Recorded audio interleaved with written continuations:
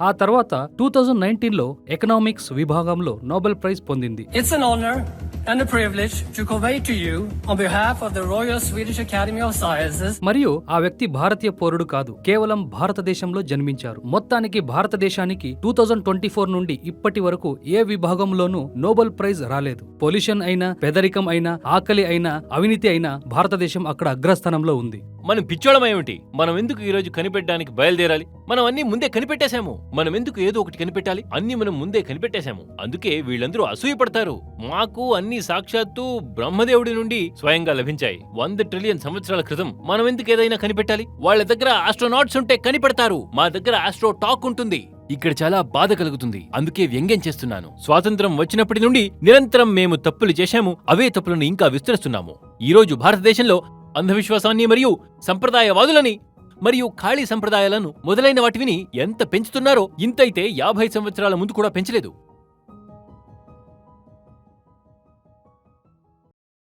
నమస్కారం ఆచార్య గారు. హ్మ్. ప్రశ్న మా ఒక పార్టిసిపెంట్ ద్వారా వచ్చింది. కానీ వాళ్ళు ఇప్పుడు ఆన్లైన్లో అందుబాటులో లేరు. అందుకని వాళ్ళ బిహాఫ్లో నేను అడగాలనుకుంటున్నాను. రుక్మా గారు ఛత్తీస్గఢ్ నుంచి వాళ్ళు అడుగుతున్నారు ఏమిటంటే 2024 నోబెల్ ప్రైజెస్ యొక్క అనౌన్స్మెంట్ 7 అక్టోబర్ నుండి 14 అక్టోబర్ మధ్యలో చేశారు. దీని గురించి ఆలోచించినప్పుడు భారతదేశం 2024 నుండి శాంతి విభాగంలో ఒక నోబెల్ ప్రైజ్ పొందింది అని తెలిసింది.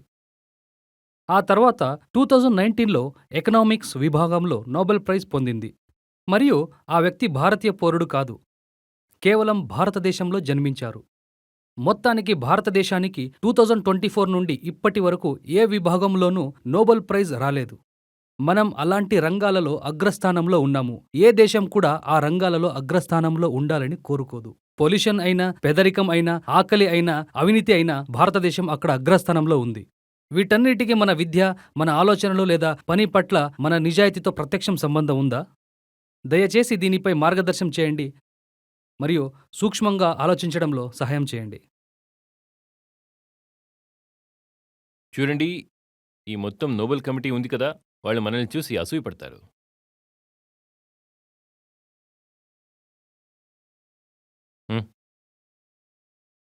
అందుకే మనకు నోబెల్ ఇవ్వరు. లేకపోతే ప్రతి సంవత్సరం 8 నోబెల్ ప్రైజెస్ కనీసం మనకి రావాలి. 8 నోబెల్ ప్రైజెస్. 8 రంగాలలో ఇవ్వరు అని కాదు, ఒక్కొక్క రంగంలో 2 కావాలి. మనం అలాంటి అద్భుతమైన వ్యక్తులం.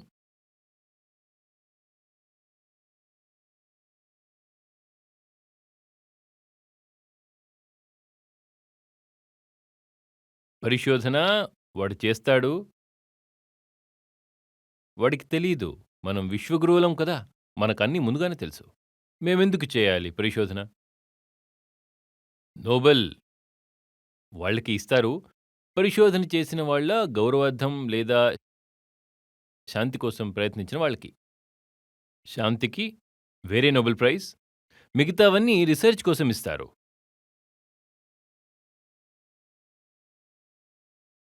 ఎకనామిక్స్ అయినా, సైన్స్ అయినా, అక్కడ నువ్వు ఏదో ఒకటి కనిపెడితే అప్పుడు దొరుకుతుంది. మనం పిచ్చోళమేమిటి? మనం ఎందుకు ఈరోజు కనిపెట్టడానికి బయలుదేరాలి? మనం అన్నీ ముందే కనిపెట్టేశాము. మనం ఎందుకు ఏదో ఒకటి కనిపెట్టాలి? అన్నీ మనం ముందే కనిపెట్టేశాము. అందుకే వీళ్ళందరూ అసూయపడతారు.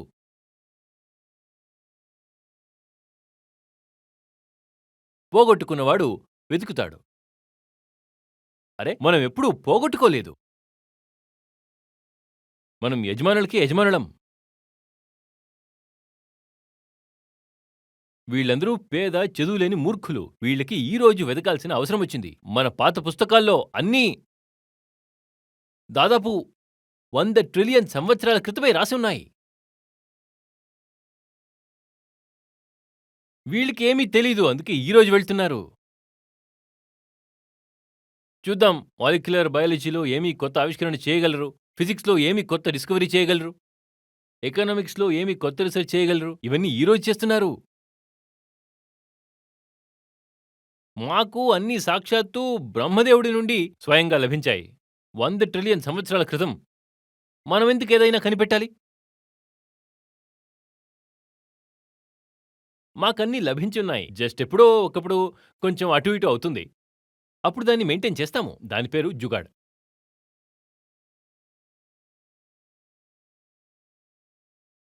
అందుకే మేము ఏ ఫండమెంటల్ రీసెర్చ్ కూడా చేయం. మేం జుగాడ్ చేస్తాం. మేము కనిపెట్టము ఇక్కడ. మేము జుగాడ్ చేస్తాము. కానీ మేము ఇప్పుడు ఇది కూడా చెప్పలేము. విషయం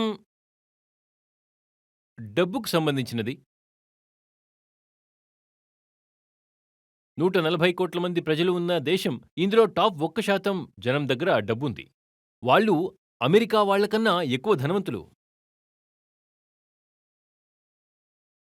మొత్తం ఏషియాలో అత్యంత బిలియనియర్లు భారతదేశంలోని ముంబై నగరంలో ఉన్నారు.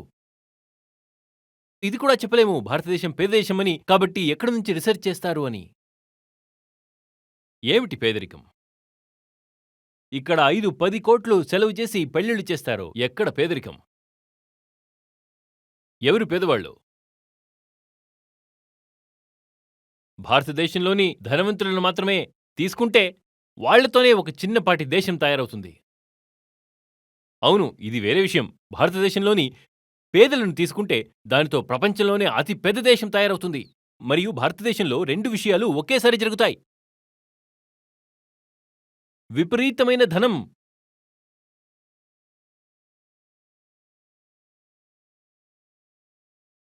మరియు ఖాళీ కడుపులతో పడుకోపెట్టే పేదరికం 2 ఒకేసారి జరుగుతాయి.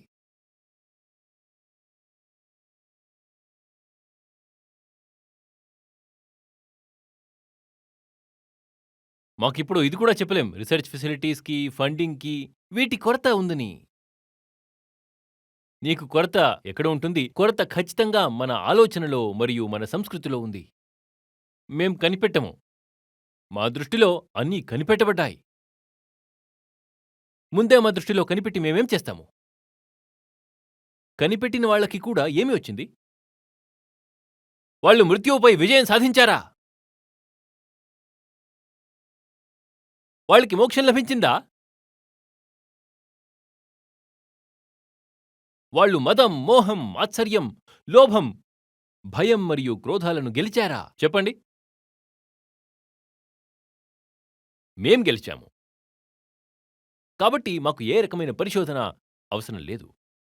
ఎందుకంటే అన్ని రకాల పరిశోధన చేసిన తర్వాత కూడా నువ్వు మదం, మోహం, మాయ అనే ఉచ్చులోనే ఉంటావు. మేమైతే నేరుగా మదం, మోహం, మాయ ఉచ్చునే తెంచేశాము. మేం ముక్తులం. అరే, ఎవరికైతే గమ్యం దొరికిందో వాడు సాధనాల ఏర్పాటు చేసి ఏం చేస్తాడు? విషయమేంటంటే వీళ్ళందరూ ఇంకా పిల్లలు, పశ్చిమ దేశాల వాళ్ళు. మాకు తెలుసు, వాళ్ళ నాగరికత ఇంకా నిన్న మొన్న పుట్టింది. మేము చాలా పురాతనమైన వాళ్ళం. వీళ్ళు ఏ దిశలో వెళ్తున్నారో కనిపెట్టడం మొదలైనవి చేయడానికి మేము ఆ దిశలో పరిశోధన పూర్తి చేసి ఎప్పుడో తిరిగి వచ్చాము. పిల్లలు ఆడనివ్వండి. మేము బెస్ట్. మేము పెద్దవాళ్ళం. మేము కేవలం సాక్షిభావంతో కూర్చుని ఈ పిల్లలు ఆడుకోవడం చూస్తాము. పార్టికల్ యాక్సిలరేటర్ తయారు చేశారు కొత్తగా. అరే, ఏం పార్టికల్ యాక్సిలరేటర్? మేము నేరుగా యుగాలను యాక్సిలరేట్ చేసేస్తాము. మా పుస్తకాలను వెళ్ళి అడగండి. మీరు ఏం చిన్న చిన్న వస్తువులు తయారు చేస్తున్నారు? మేము అన్నీ చేశాము. Been there, done that.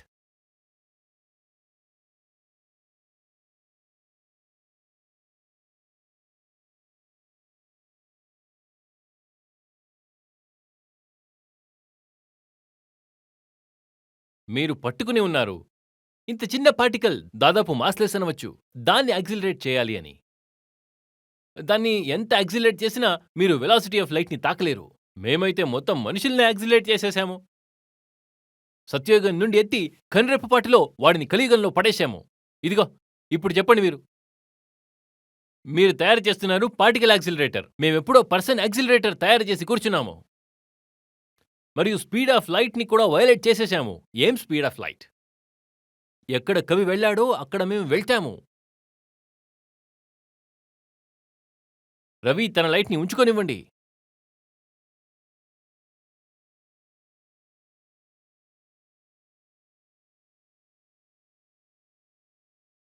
వీళ్ళు పట్టుకుని ఉన్నారు 3G 4G 5G 6G. అరే 15,000 జీ 10,000 సంవత్సరాల క్రితమే వదిలేసొచ్చాము. ఇందులో ఏముంది చిన్న పిల్లలు.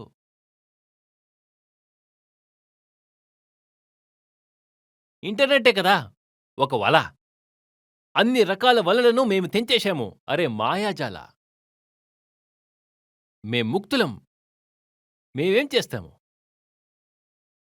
ఈ పిచ్చివాళ్లలాగా ఆర్టిఫిషియల్ ఇంటెలిజెన్స్. మా దగ్గర అసలైన ఇంటెలిజెన్స్ ఉంది. మా దగ్గర ఆర్టిఫిషియల్ ఇంటెలిజెన్స్ మీద ఏ రీసెర్చ్ ఉండదు. ఆ రీసెర్చ్ చేయకపోవడం వల్ల మేము ముందే చిన్న చిన్న పట్టణాల్లాంటి చిన్న చిన్న దేశాలు ఉన్నాయి కదా, చిన్న పట్టణాల్లాంటి దేశాలు చీనాలాగా, వాళ్ళకంటే 20 సంవత్సరాలు వెనకబడి ఉన్నా సరే, ఎందుకంటే ఏఐలో రీసెర్చ్ చేయలేదు, డబ్బు పెట్టలేదు. కానీ మేము చెప్తున్నాం ఆర్టిఫిషియలే కదా. అరే మేము నిజమైన దేశం, అసలైన దేశం. మీరు చేసుకోండి ఎంత రీసెర్చ్ చేయాలనుకుంటే అంత. మేం చెప్తాము ఇది మేము 500 సంవత్సరాల క్రితమే చేశాము అని. మీ పని రీసెర్చ్ చేయడం, మా పని చెప్పడం. ఇదంతా మేము 500 సంవత్సరాలు, చాలా తక్కువ చెప్పాను, 500 ట్రిలియన్ సంవత్సరాల క్రితమే చేశాము. మీరు రీసెర్చ్ చేసి తీసుకురండి, ఇక్కడ పెట్టండి. మాకేమీ చేయాల్సిన అవసరం లేదు. ఏం చెప్పాలంటే ఇవన్నీ మేము ఎప్పుడో చేసి పెట్టేశాము. ఇందులో ఏముంది? ఏమీ లేదు.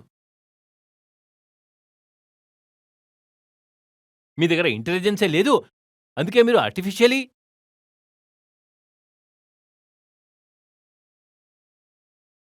మా దగ్గరైతే ఉంది. మేము న్యాచురలీ ఇంటెలిజెంట్ ఎన్ఐ. మీరుంచుకోండి మీ ఏఐని. ఈ నోబెల్ గీబెల్ అనేవి మీ పిల్లలాటలు అంతే. ఏంటి ఏం చేసేవాడు ఆ నోబెల్? డైనమైటే కదా తయారు చేసి ఎగరవేశాడు అటు ఇటు. మీకైతే పర్వతాలు ఎగరవేయడానికి డైనమైట్ అవసరం పడుతుంది. పూర్వీకులు ఎలా ఉండేవారంటే పాదంతో కొట్టి ఎగరవేసేవారు మొత్తం పర్వతాన్ని. చెప్పండి ఏం చేస్తుంది మీ నోబెల్?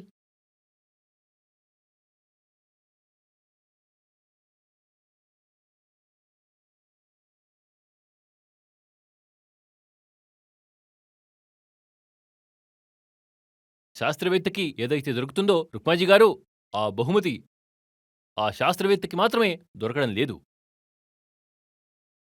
వాళ్ళ మొత్తం సమాజానికి దొరుకుతుంది. శాస్త్రవేత్త అలా ఆకాశం నుండి ఊడిపడడు. వాడు సమాజం అనే నేల నుండి నిలబడతాడు. సమాజం ఎలా ఉందో అలా లేకపోతే ఆ శాస్త్రవేత్త కూడా అలా ఉండలేకపోయేవాడు.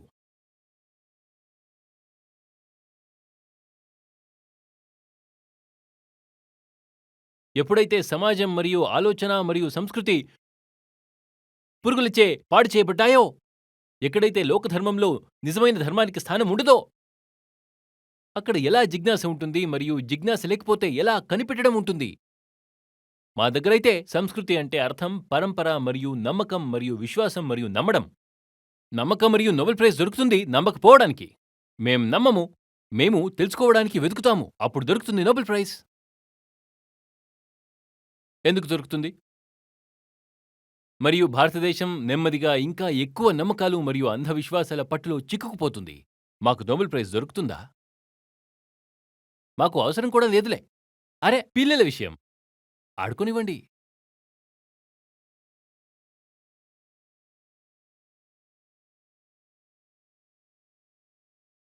ఏముంది? మరియు కొద్దిగా డబ్బిస్తారు మీరు. ఈ నోబెల్ ప్రైజ్లో ఏముంది? ఏం లేదు. ఈ డబ్బు అనేది ఏముందో మా చేతి యొక్క మలినం లాంటిది.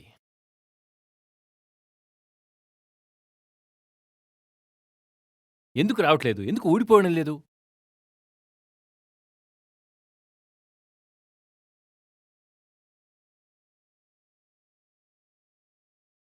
ఎప్పుడైతే ఇలా డబ్బులు రావో అప్పుడు ఏమి చెప్పకు. ఏమీ లేదు, డబ్బులో ఏముంది? అరే మేము నేరుగా సాగరమథనం చేసి కల్పవృక్షం తీసుకొస్తాము. దానితో ఎంత డబ్బు కావాలో అంత వస్తుంది. దాని పేరు కల్పన. కల్పవృక్షం.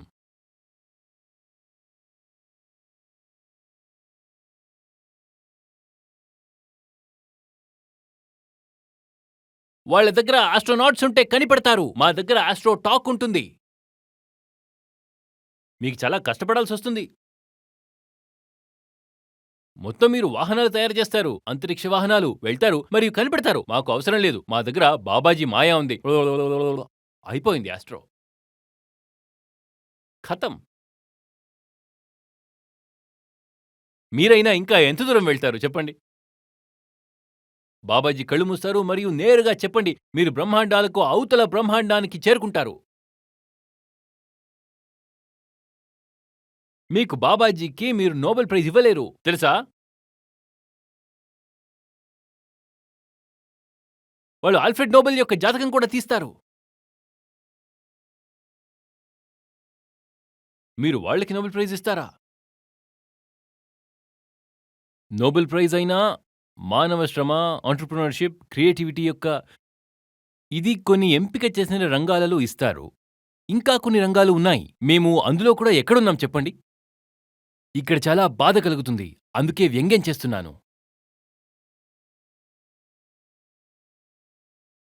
మేము వాళ్ళ వంశస్థులం. ఎవరి జిజ్ఞాస యొక్క పదును ఎంతగా ఉందంటే, దానితో వాళ్ళు తమ లోపల ఉన్న నమ్మకాలను కూడా తెంచేశారు. కేవలం ఇదే చేయలేదు, బయట ఉన్న భ్రమ, వల, అజ్ఞానాన్ని తెంచారు. చెప్పేది అర్థమవుతుందా? మేము ఏ తాత్వికులు, చింతకుల వంశస్థలమో దర్శనం నేరుగా ప్రశ్నకర్త యొక్క, అన్వేషకుడి యొక్క గుండెల్లో దూసుకెళ్ళింది.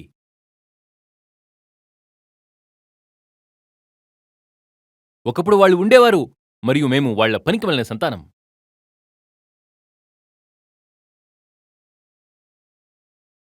వీళ్ళు సినిమాలు తీస్తారంటే దొంగిలించి, పాటలు పాడతారంటే దొంగిలించి, బట్టలు వేసుకుంటారంటే డిజైన్ దొంగతనం. కేవలం సైన్స్ విషయం మాత్రమే కాదు, కళలో చెప్పండి మేము ఏ ప్రాథమిక పని చేస్తున్నామో. 1-2 ఎక్సెప్షన్స్ వస్తే రవీంద్రనాథ్ ఠాగూర్కి గీతాంజలి దొరికింది అని చెప్పండి. దొరికిందో లేదో చెప్పండి. Exceptions only prove the rule. 1-2 exceptions చెప్పడం మొదలు పెట్టకండి. 140 కోట్ల మంది ప్రజలు ఉన్న దేశం. మొత్తం యూరోప్ కంటే చాలా రెట్లు ఎక్కువ జనాభా ఉంది.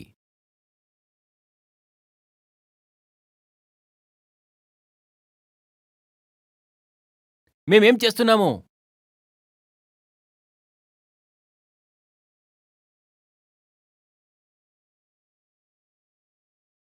మొదట అయితే ఏమీ చేయము. మరి రెండవది, ఎవరైనా మీరు ఏమీ చేయడం లేదు అని చెప్తే చెప్పడం, అరే మేము ఇదంతా ఎప్పుడో చేశాము, మేము విశ్వగురువులం.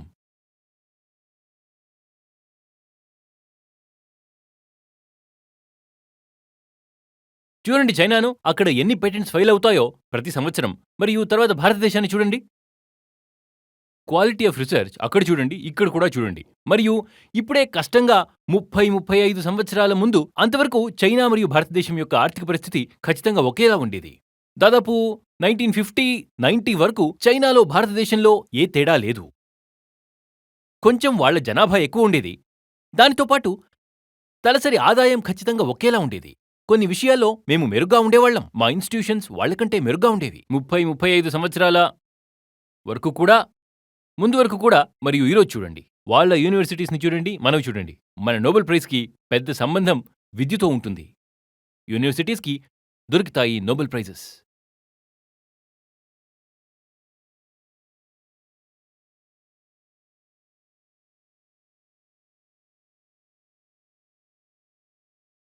నా ఒక బ్యాచ్మేట్ అక్కడ యుఎస్ వెళ్ళాడు. అక్కడ వాడి మాస్టర్స్ కమ్ పిహెచ్డి ప్రోగ్రామ్ ఉంది. అక్కడి నుండి చెప్తాడు ఏంటంటే, ఏ ఫ్లోర్ మీద అయితే నా గైడ్ కూర్చుంటారో ఆ ఫ్లోర్ మీద 4 నోబెల్ ప్రైజ్ విన్నర్స్ కూర్చుని ఉన్నారు. 4 Nobel laureates on a single floor, in a single building, in a single university. మరియు ఇలా వీళ్ళు కూర్చున్నారు. మరియు ఆ యూనివర్సిటీలో ఎన్ని బిల్డింగ్స్ ఉన్నాయో తెలీదు.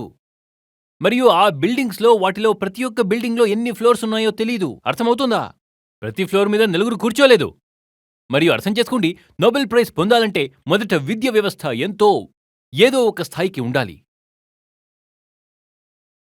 ఇక్కడ విద్య అంటే అర్థం ఏమిటంటే, తొందరగా గ్రాడ్యుయేషన్ చేసేయాలి, ఆ తర్వాత గవర్నమెంట్ క్లర్క్ అయినా అయిపోవాలి. తర్వాత పరిగెత్తు తొందరగా ముఖర్జీ నగర్కి. ఇక్కడ ఎవరు రీసెర్చ్ చేసేవాళ్ళున్నారో? మరియు రీసెర్చ్ భారతీయులు చేయలేరని కాదు, మా జీన్స్లో ఏదో ప్రాబ్లం వచ్చింది అని కాదు. తర్వాత ఇంకో విషయం ఏంటంటే, ఇదే భారతీయులు బయటకు వెళ్తే చేస్తారు. హర్గోవింద్ ఖురానాని గుర్తు చేసుకోండి.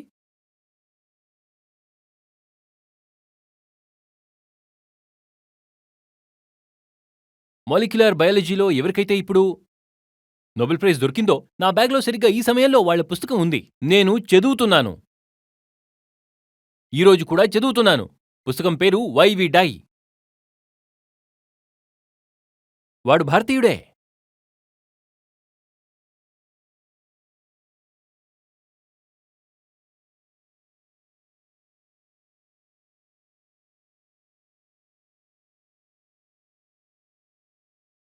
ఈ ఆలోచనతో, సమాజంతో, సంస్కృతితో ఎప్పుడైతే భారతీయుడు దూరమైపోతాడో అప్పుడు వజ్రంలా మెరుస్తాడు.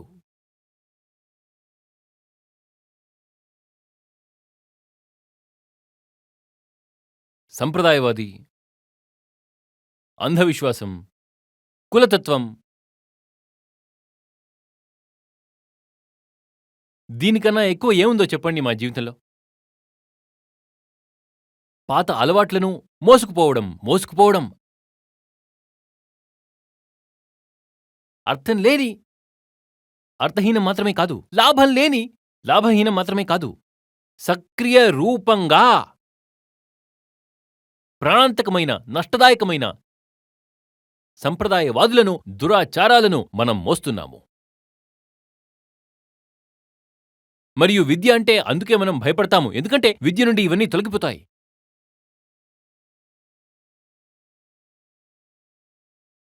మేము యూనివర్సిటీస్ గురించి మాట్లాడుతున్నాము. సౌత్ ఈస్ట్ ఏషియా, దాదాపు భారతదేశం ఎప్పుడైతే స్వతంత్రం పొందిందో అప్పుడే స్వతంత్రం పొందింది. మీకెన్ని దేశాలు తెలుసో అన్నీ.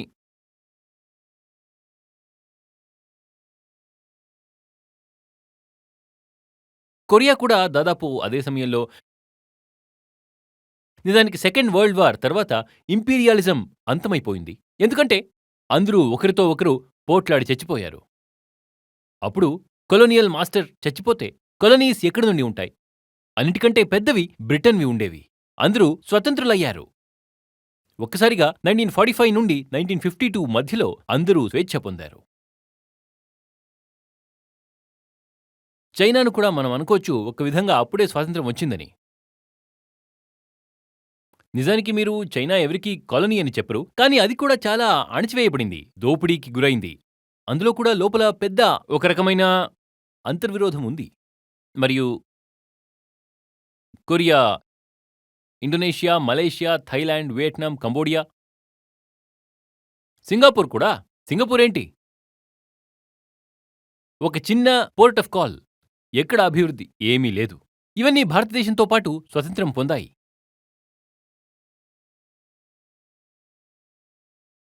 చూడండి వాళ్ళందరూ ఎక్కడున్నారు ఇప్పుడు? చూడండి ఎక్కడున్నారు? కారణం చెప్పండి. విద్య. అందరూ విద్యలో అద్భుతంగా పెట్టుబడి పెట్టారు, మరియు వాళ్ళు స్వతంత్రం పొందినప్పుడు వాళ్ళ పరిస్థితి భారతదేశం కంటే చాలా దారుణంగా ఉండేది. ఇది ఖచ్చితంగా తెలుసుకోండి. లెక్కలు చూడండి. నాకు కంఠస్థం లేదు కాబట్టి నేను ఇప్పుడు కోట్ చేయలేను, కానీ వాళ్ళ పర్ క్యాపిటల్ ఇన్కమ్ చూడండి, లిటరసీ రేట్ చూడండి. 1950లో భారతదేశంలో పోల్చి మరియు ఇప్పుడు చూడండి.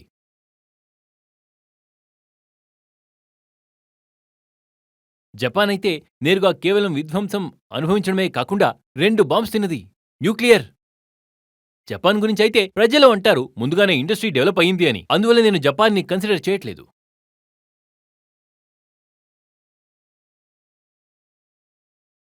చూడండి ఎక్కడ చేరుకున్నారు వాళ్ళు. ఎందుకంటే వాళ్ళు నమ్మారు, మేము చదువు లేని వాళ్ళం, మాకు ఏమీ తెలీదు, మా పిల్లలకు చాలా ఎక్కువ విద్య అవసరం. మేము చెప్పాము విద్య ఎవరికి కావాలి, మా సంప్రదాయం సరిపోతుంది. విద్య కావాలి ఎందుకు? తల్లిదండ్రులే కదా గురువులు. తల్లిదండ్రులు స్వయంగా అక్షరం ముక్క రాకపోయినా తల్లిదండ్రులే మన గురువులు. విద్య అవసరం ఏమిటి? జీడీపీ శాతం ప్రకారం భారతదేశం విద్యలో చాలా తక్కువ పెట్టుబడి పెట్టింది, మరియు భారతదేశం కంటే చాలా పేదవాళ్లు విద్యలో చాలా ఎక్కువ పెట్టుబడి పెట్టారు. ఎప్పుడైతే విద్య ఉంటుందో అప్పుడే కదా నోబెల్ ప్రైజ్ వస్తుంది. మా దగ్గరైతే విద్య పరిస్థితి ఏంటంటే ఉత్తరప్రదేశ్లో ఇప్పుడే 1-2 దశాబ్దాల ముందు వరకు ప్రభుత్వాలే బోర్డు పరీక్షల్లో కాపీ కొట్టించేవి ప్రభుత్వం. ఇది అయిపోయింది, ఇచ్చేయండి 10వ తరగతి పాస్ అని. ఎందుకు పేదవాడి అబ్బాయిని ఇబ్బంది పెడతారు?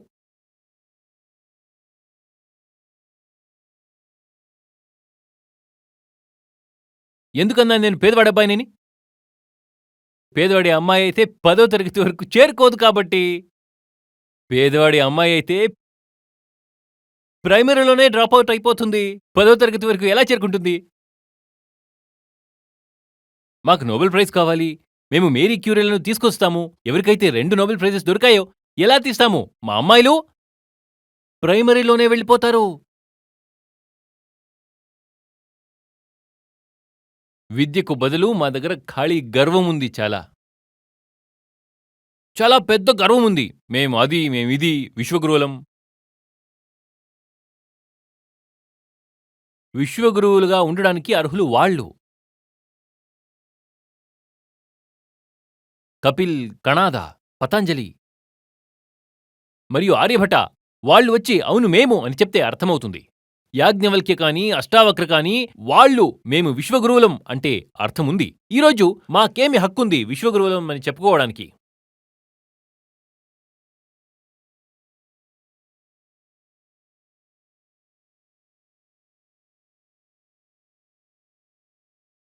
గౌతమ ఋషి రాని లేదా గౌతమ బుద్ధ రాని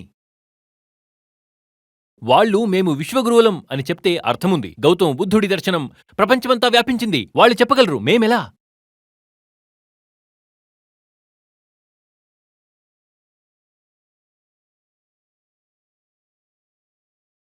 విద్య ఏంటో చెప్పండి. విద్య మరియు విద్యతో భారతదేశ నాయకులు చాలా భయపడుతూ వచ్చారు. ఎందుకంటే ప్రజలు చదువుకుంటే మొదట ఆ నాయకులను వాళ్ల సరైన స్థానంలో కూర్చోబెడతారు.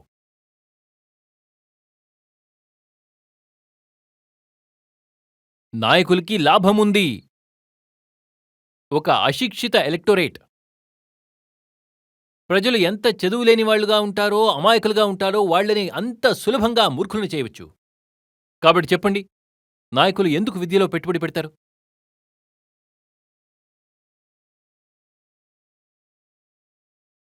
మీరు చెప్తున్నట్టు ఇండియా, సౌత్ కొరియా మరియు చైనా మధ్యలో 1950లో మనం చూస్తే 3 దేశాల స్థానం దాదాపు సమానంగానే ఉండేది. కాబట్టి నేను ఇదే విషయం గురించి చదువుతున్నాను. ఇప్పుడే ఇంటర్నెట్లోని 1950లో ఇండియా యొక్క పర్ క్యాపిటా జీడిపి $600 నుండి $700 దాకా ఉండేది. ఇది పీపీపీ అడ్జస్టెడ్. చైనాది $500 దాకా ఉండేది. సౌత్ కొరియాది $800 దాకా ఉండేది. మరియు అదేంటంటే విద్య రేట్ కూడా. మరియు 3 దాదాపు పక్కపక్కనే తీసుకుంటే చైనాది మనకంటే తక్కువ ఉండేది. మరియు ఈ రోజు చూస్తే చైనాది మనకంటే 5 రెట్లు ఎక్కువ. మరియు పీపీపీ అడ్జస్టెడ్ తీసుకున్న 3.5 రెట్లు ఉంది. అవును. సౌత్ కొరియాది అయితే ఇంకా 6 రెట్లు 8 రెట్లు వస్తుంది. మేమేదో తప్పు చేసి ఉంటాము, ఒప్పుకోవడానికి ఎందుకు సిద్ధంగా లేరు? ఖాళీ అహంకారం చాలా ఉంది మనకి. మా దుస్థితిని చూసి కూడా మాకు బుద్ధి రాదు. మరి ఏమి చేసి మేము ఈ స్థితికి చేరుకున్నామో, ఆ దుస్థితికి చేరుకున్నామో దాన్నే ఇంకా ఎక్కువగా చేస్తున్నాము. ఈరోజు భారతదేశంలో అంధవిశ్వాసాన్ని మరియు సంప్రదాయవాదులని మరియు ఖాళీ సంప్రదాయాలను మొదలైన వాటిని ఎంత పెంచుతున్నారో, ఇంతైతే 50 సంవత్సరాల ముందు కూడా పెంచలేదు.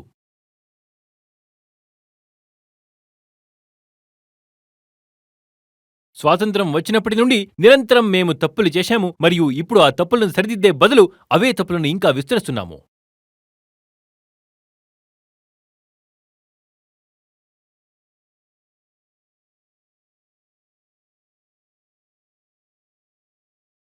మీరు ఇంతకుముందు యూనివర్సిటీస్ మరియు విద్య గురించి మాట్లాడినట్లు నేను ఒక ఫ్యాక్ట్ ఇది కూడా చూసేవాడిని. ఏమిటంటే హార్వర్డ్ యూనివర్సిటీలో 160 కంటే ఎక్కువ నోబెల్ లారియట్స్ వచ్చారు ఇప్పటి వరకు. స్టాన్ఫర్డ్ యూనివర్సిటీ గురించి మాట్లాడితే 87 ఉంది. యూసీ బర్క్లీలో 100 కంటే ఎక్కువ ఉంది. చూడు, అదే కదా ఇన్స్టిట్యూషన్కి నోబెల్ ప్రైజ్ వస్తాయి.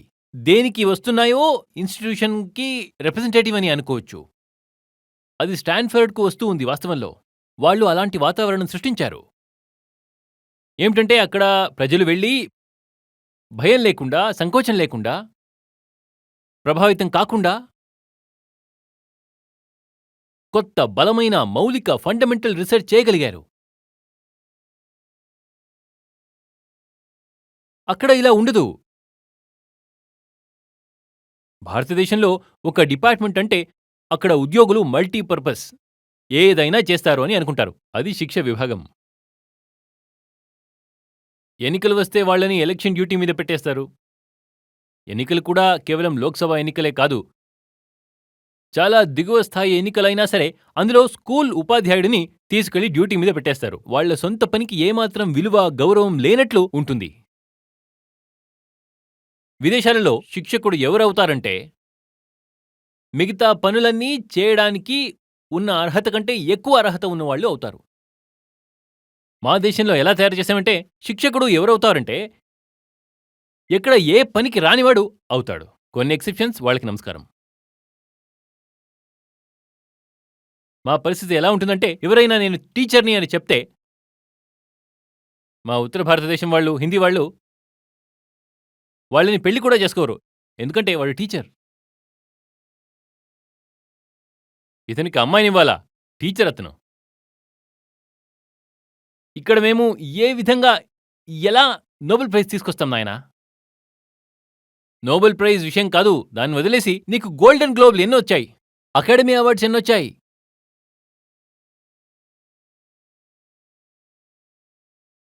ఆటలలో నీ అర్హత ఏమిటి?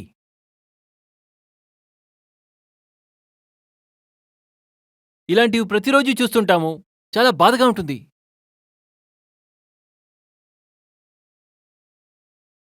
చాలా దెబ్బ తగులుతుంది. ఏమి మన సామర్థ్యం ఉండేది, మనం ఏమైపోయాము అని. ఎన్ని గోల్డ్ మెడల్స్ తెచ్చాము ఈసారి ఒలింపిక్స్‌లో?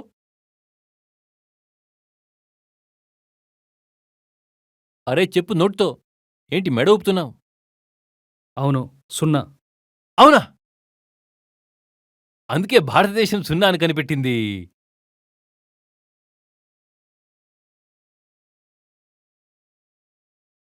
పక్కన చైనా ఉంది. వాళ్ళకెన్నున్నాయి? బహుశా 40 కంటే ఎక్కువ. 40 కంటే పైన.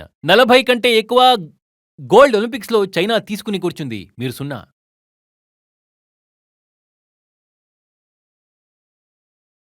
మరియు మాకు ఇదే విషయంపై చాలా గర్వం ఉంది. ప్రపంచానికి 0ను భారతదేశం ఇచ్చిందని. మరియు అదే విషయాన్ని మేము పదే పదే నిరూపిస్తున్నాము 0 తెచ్చి.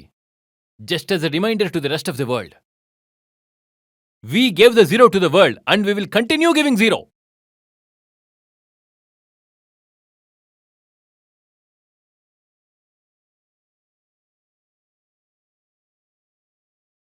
బాగోలేదని అనిపించదా? అవును, నువ్వు నీ ప్రశ్నలోనే చెప్పినట్టు దేనితో అయితే దేశం పేరు టాప్ 10లో వస్తుంది, ఏ చెత్త విషయం తీసుకున్నా ఏంటో చెప్పు? నీ దేశం పేరు ఉండకూడని చోట నీ దేశం పేరు టాప్ 10లో వస్తుంది కదా? ప్రపంచంలో చాలా ఎక్కువ మంది అమ్మాయిలను ఎక్కడ చంపేస్తారు? పుట్టకముందే భారతదేశంలో.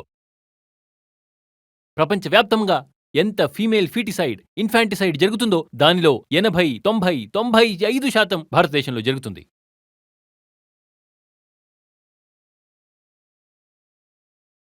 ఇప్పుడు చెప్పు, గాలి ఎలా ఉంది? తీసుకో, 2-3 సార్లు శ్వాస తీసుకో. లేదంటే పడిపోతావు కెమెరా ముందు. కెమెరా జాగ్రత్త. ఏక్యూఐలో మేము చాలా ముందున్నాం. ఎవరికైనా ధైర్యం ఉందా మా లెక్కలను తాకి చూపించడానికి? స్విట్జర్లాండ్ వాళ్ళని పెట్టుకోండి, అమెరికా, కెనడా వాళ్ళని చెప్పండి. మీరు మాలో 1 వంతు, 20 వంతైనా అయి చూపించండి. మేమిప్పుడు 700-800లో ఉన్నాం. తల్లిపాలు తాగాం మేము. తల్లిపాలు తాగితే తెలీదు. తల్లిపాలు అందరూ తాగుతారు. జంతువులు కూడా తాగుతాయి. తల్లిపాలలో మాకు అంత ప్రత్యేకత ఏముంది? ఏమీ లేదు. సరే, స్విట్జర్లాండ్ వాళ్ళు తల్లిపాలు తాగితే మా ఏక్యూఐలో 1 వంతు, 20 వంతైనా చేసి చూపించండి. వాళ్ళు పాపం చేయలేరు. ఎందుకంటే వాళ్ళు మంచివాళ్ళు, ఓడిపోతారు.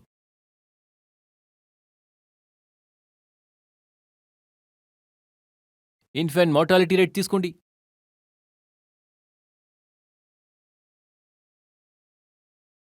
స్కూల్స్ నుండి పిల్లల డ్రాపౌట్ రేట్ తీసుకోండి. నదుల కాలుష్యం రేట్ మరియు లెవెల్ తీసుకోండి.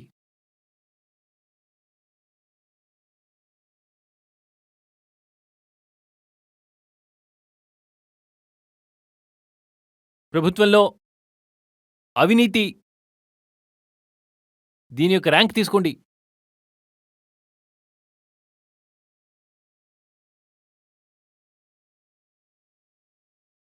Top 10 with great consistency.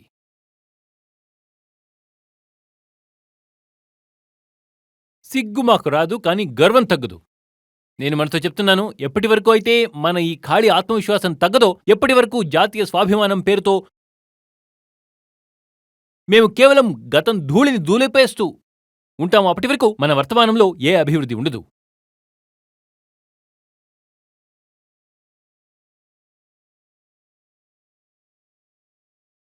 ప్రపంచంలో అత్యంత కుపోషిత పిల్లలు ఎక్కడున్నారు? భారతదేశంలో.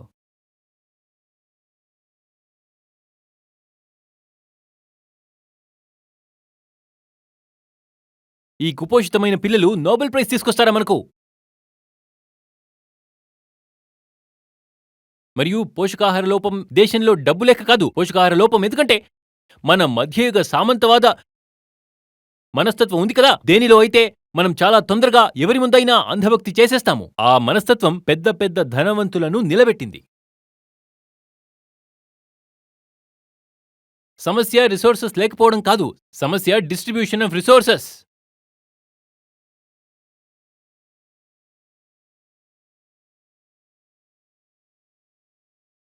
మరియు డిస్ట్రిబ్యూషన్ ఆఫ్ రిసోర్సెస్ ఆర్థిక ఎకనామిక్ సమస్య కాదు, అది సాంస్కృతిక సమస్య. ఎందుకంటే మాది ఇదే జరుగుతూ ఉంది. ఒకరు సర్వేసర్వా ఉంటారు, మిగతా వాళ్ల పని వాళ్ల ముందు ఇలా ఇలా నిలబడడమే. Hero worship. భాగ్యవాదం మా దగ్గర బాగా నడుస్తుంది కదా. ఇప్పుడేమవుతుందో చూద్దాం. పైవాడి దయ లేకుండా ఆకు కూడా కదలదు, అవును కదా. ఎవరినైనా ఒకరిని మీ అధినాయకుడిగా చేసుకోండి. ఇది మాత్రం నమ్మకు, నీ జీవితమనేది నీ బాధ్యత మాత్రమే అని. మీ సొంత ప్రయత్నంలోనే మీ పరిస్థితులు, మీ జీవితం మారుతుంది. జీవితం మారుతుంది ఎప్పుడైతే మన సొంత ప్రయత్నానికి ఏ విలువ లేదు, ఏ గౌరవం లేదు. ఆ ప్రయత్నంతో ఏమి పొందుతామో అది కూడా మాకు ఎందుకు దొరుకుతుంది?